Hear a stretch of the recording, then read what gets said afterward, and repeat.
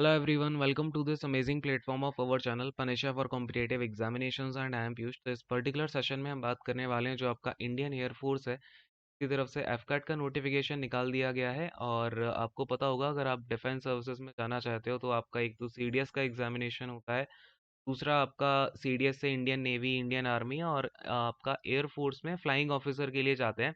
But जो AFCAT की notification होती है इसमें आपका नॉन टेक्निकल होता है और टेक्निकल होता है, ग्राउंड ड्यूटी होता है, ठीक है। यानी कि एक तो आपका क्या होगा, फ्लाइंग वाला होगा और दूसरा ग्राउंड ड्यूटी। और ग्राउंड ड्यूटी में आपके दो पार्ट्स होते हैं, एक टेक्निकल होता है, एक नॉन टेक्निकल होता है, ठीक है।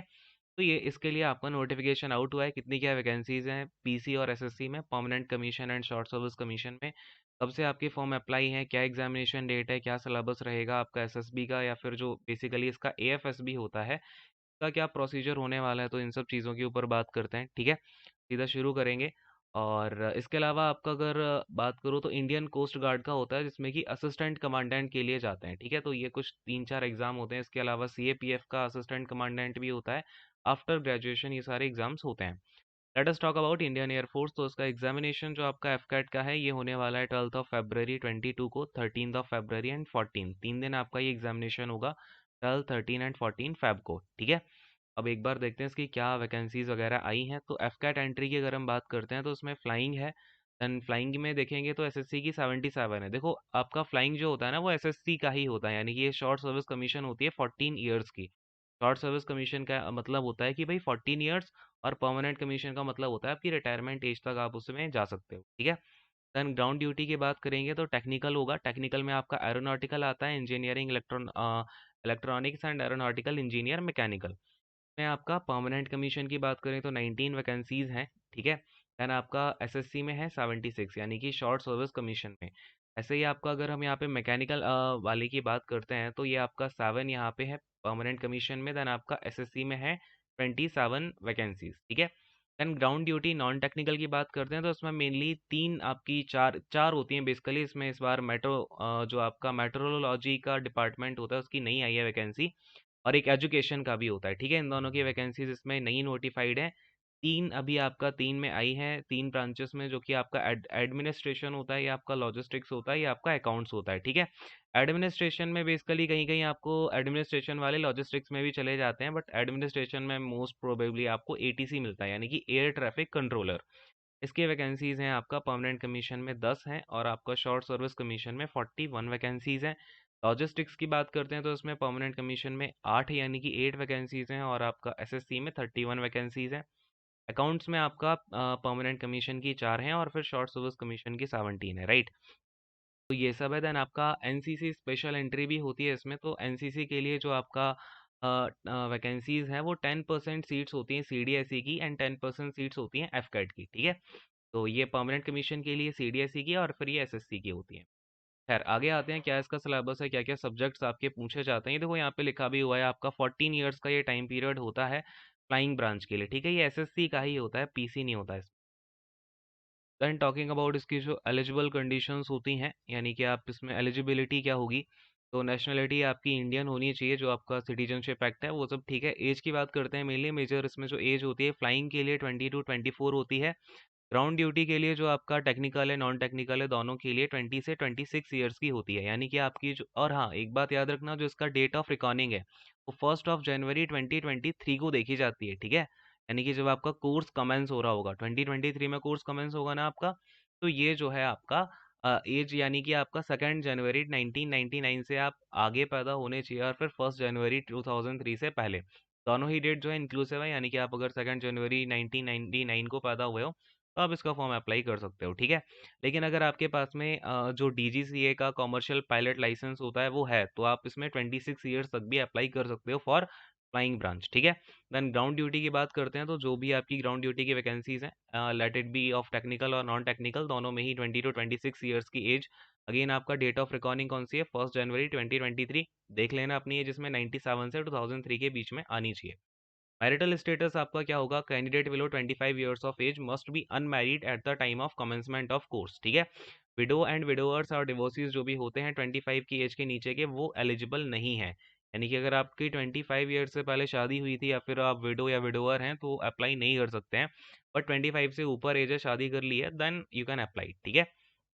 तो ये चीज़ है। देन आगे बढ़ते हैं।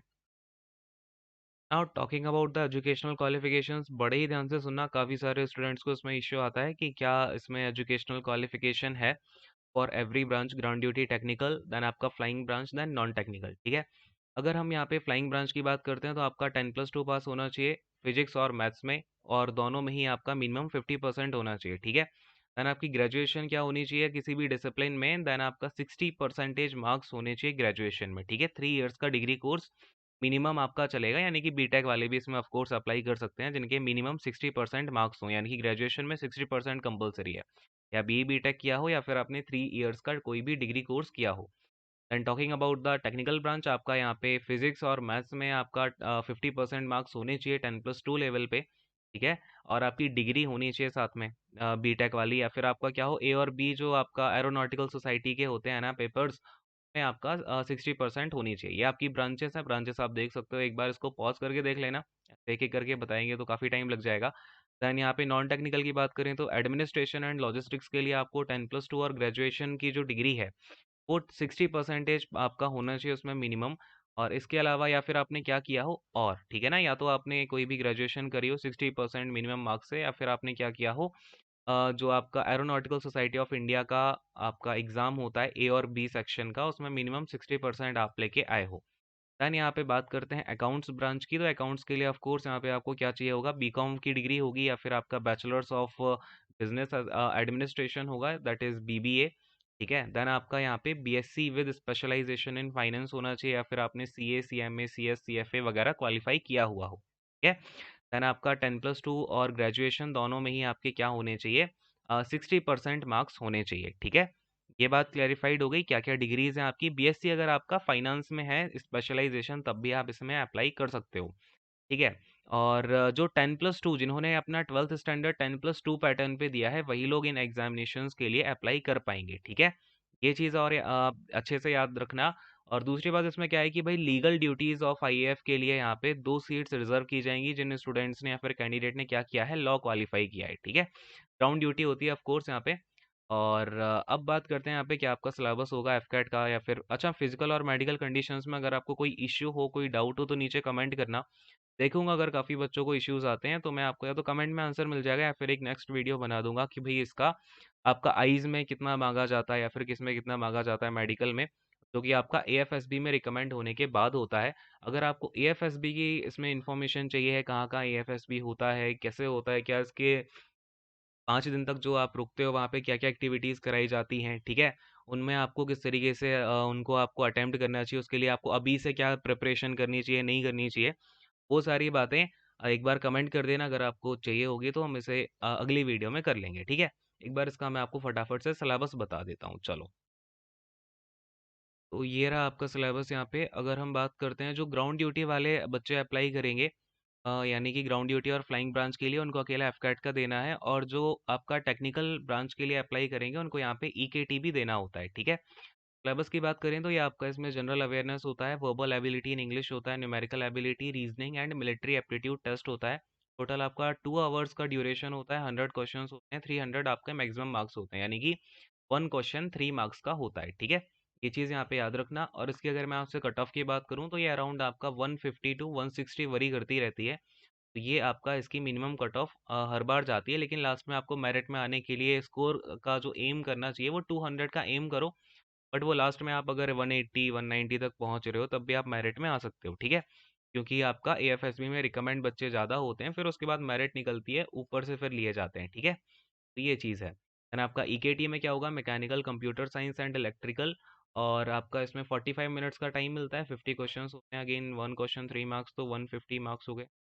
आपकी जो नेगेटिव मार्किंग होती है वो -1 की इसमें रहती है। ठीक है, 1 मार्क विल बी डिडक्टेड, यानी कि आपका अगर आपने इनकरेक्ट आंसर दिया तो उसका -1 होगा।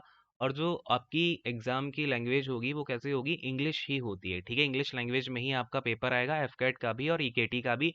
और आगे आप जब एएफएसबी में जाओगे वहाँ भी आपको इंग्लिश लैंग्वेज ही यूज़ करनी पड़ेगी, तो better be comfortable in English language from start. तो ये चीज़ें हैं, बाकी सिलेबस आप देख सकते हैं। इंग्लिश में comprehension, error detection, sentence completion, filling of correct words, I know, एंटो, और आपका वोकेबलरी, इडियम, फ्रेजेस वगैरह। जनरल अवेयरनेस में वही आपका history, geography, civics, politics, current affair, environment, basic science.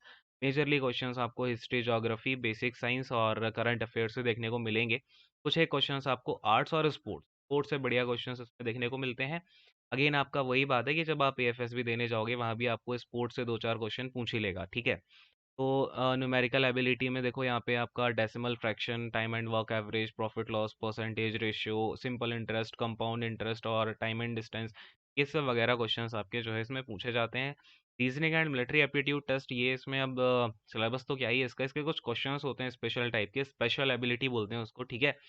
तो उनमें क्या होता है कि आपको पॉइंट जिन्हें कि डॉट क्वेश्चंस बोला जाता है, ठीक है, डॉट प्रॉब्लम्स बोला जाता है। अगर आपको नहीं पता है तो एक पर्टिकुलर वीडियोस की बना दूंगा कैसे आपकी ये प्रॉब्लम्स होती हैं।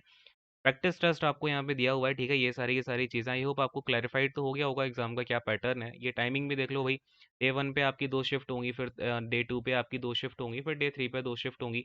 जो ईकेटी देंगे उनको ईकेटी भी देना है, ठीक है, तो ये सब है।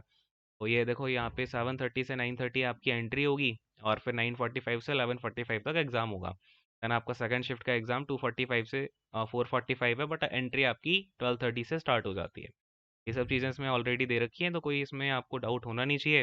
एंड सारी की सारी इन्फॉर्मेशन मैं आपको दे चुका हूँ। अगर मैं इसकी सैलरी की बात करूँ तो आपको स्टार्टिंग में मिलती है 54,100 रुपीज़, ठीक है, थिंक 54 या 56 है।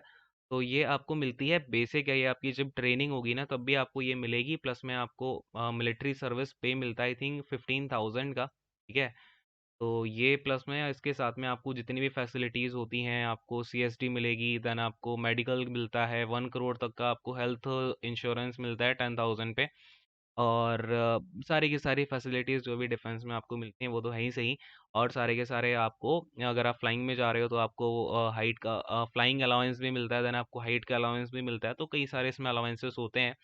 तो सैलरी तो खैर अपनी जगह है, लेकिन अगर आपको अंदर से इंटरेस्ट है, अंदर से आपको एक एक भूख सी लग रही है ना कि मेरे को जाना है, डिफेंस में जाना है, क्योंकि वहाँ का जो पूरा का पूरा आपका शेड्यूल होता है, वहाँ पे आप एक बार देखो, अगर आप एग्जाम ये देने जा रहे हो ना तो एक बार एएफएसबी तो पूरा देखे ही आना, ठीक है। एसएसबीज होते हैं जो एएफएसबीज होते हैं, उसमें आपको एक अलग ही टाइप का जो है इन्वायरमेंट मिलेगा। खैर ये सब चीज़ें हैं यार, अब इस सेशन को एंड करते हैं। कोई डाउट हो तो नीचे कमेंट करना, and thank you so much, god bless you all, take care and bye bye.